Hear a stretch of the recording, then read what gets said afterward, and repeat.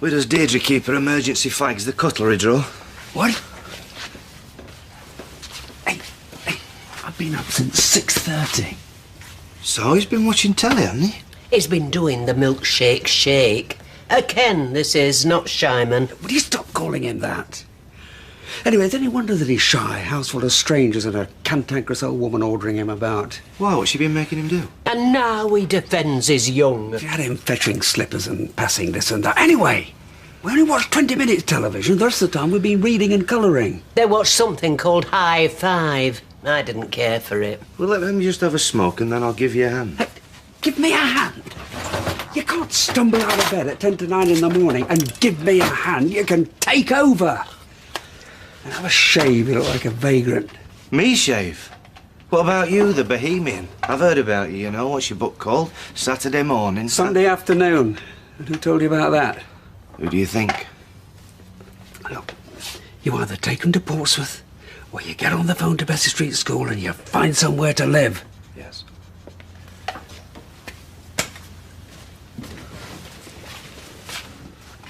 Blanche, you just keep your eye on him for a sec.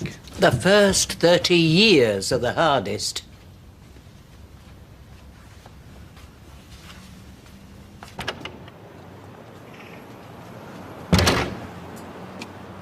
Not guilty. Oh, no, the other. Bank manager. Yeah, well, he'll say no, but you go through the motions, don't you? Killjoys, mate. You're in the same game, I've heard. I am, yeah. And it is a game. I'm thinking of selling. I'll give you a tenner for it. Done. Do you know what? I sold that shop once upon a time myself. Is that boiler still dodgy? Oh, it's got a mind of its own. Lift your hand to it, mate. Give it a crack. Soon listens. Well, you know where I am. Daniel Mason. Nice to meet you. Pete Good Barlow. to meet you. See you.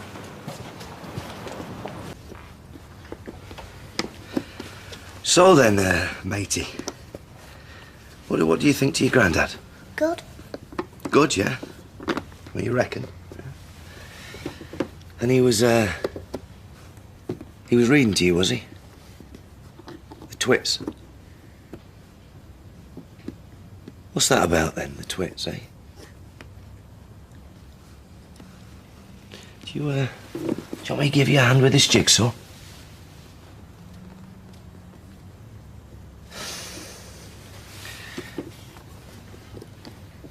I don't really know what to say, do you? Look, I'd better nip out for some fags if that's all right. Do you want anything?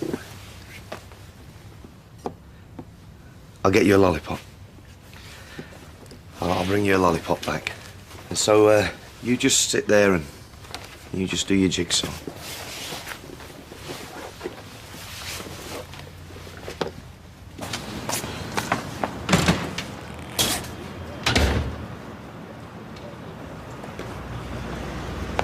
Look, I've done it now, so I don't need a lecture.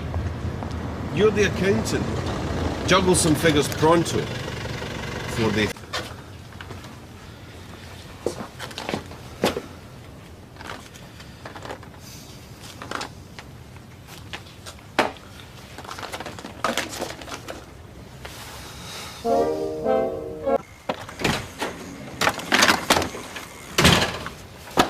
Hello, Simon. Hello. How you doing? All right?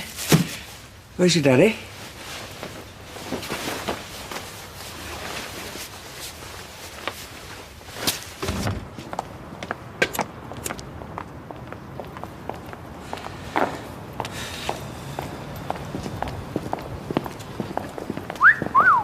All right, Barlow.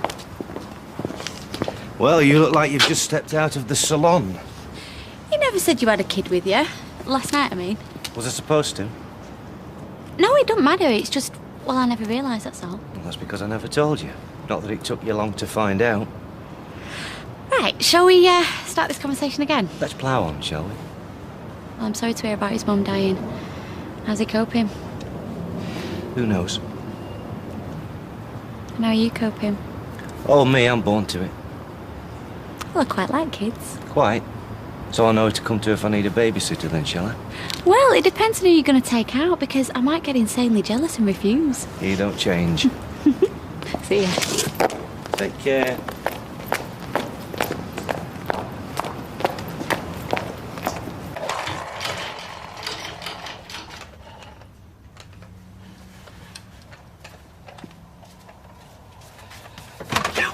you're playing at? I beg your pardon. Blanche. Don't tell me. Ken. Where on earth have you been? I've been in the shop. Cigarettes? Is that what your day revolves around? Cigarettes? He's 5, Dad. He's all right on his own for 10 minutes. Look, hey, put yourself second. We thought you'd taken off. Oh, I see. Afraid you passed on the gene. Beg your pardon? Would you like to explain that? I apologise. Sorry. You were always there for us. Well, I was there for you at 6 o'clock this morning. Doing the milkshake shake. I was not doing the milkshake shake. You were prancing around like a sprite, Kenneth. I'm not responsible for your negligence. What's Daniel like, by the way? Only I've been meaning to ask you.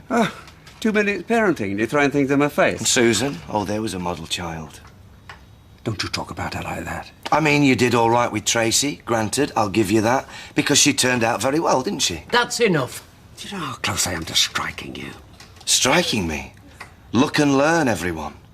Hypocrisy in action. Make it count, then, because if I get up, you're in He's trouble. asking you something. You think you know it all, don't you?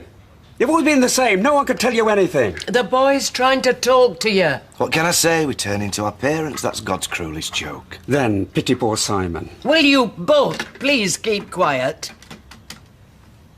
He wants to ask you a question. What, mate? Can I have my lolly, please?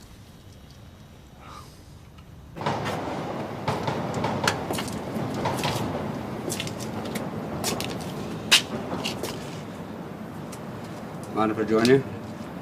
It's your backyard.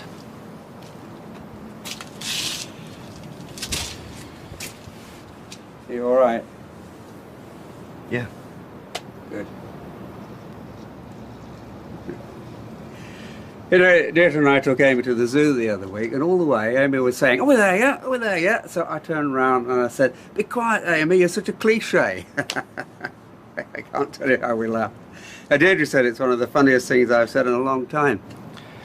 I don't get it. Yeah, well, quite sophisticated, really. It works on different levels.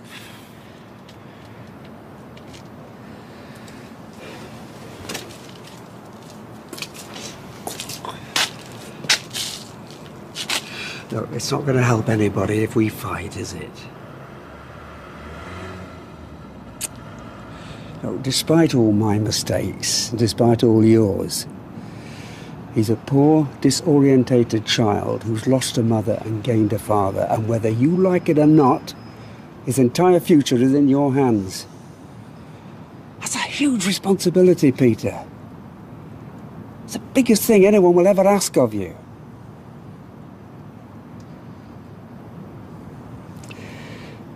And nothing is more beloved than your children.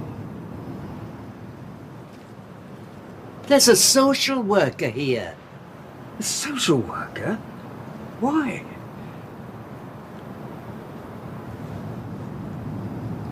Peter. I can't do it.